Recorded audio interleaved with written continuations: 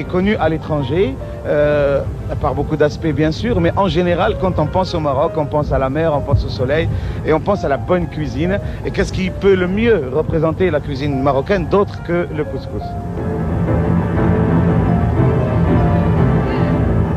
ليلة طويلة من الإعداد تجندت لها في حنكة 100 من أمهر الطباخات، وتبدو عملية طهي الكسكس في آخر مراحلها تقريباً.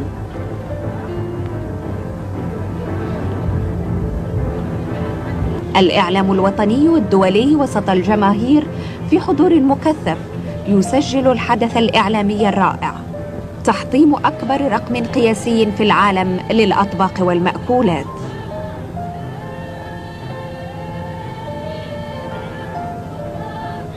وأخيراً الكسكس العملاق جاهز تماماً كما تم التصميم له ليدخل في كتاب الأرقام القياسية جينيس بوك من خلال سلسلة الأرقام التي سجلتها هذه المأدبة. 1.5 طن من السميد، 20 خروفاً، 100 دجاجة، و400 كيلوغرام من كل صنف من أصناف الخضر السبعة.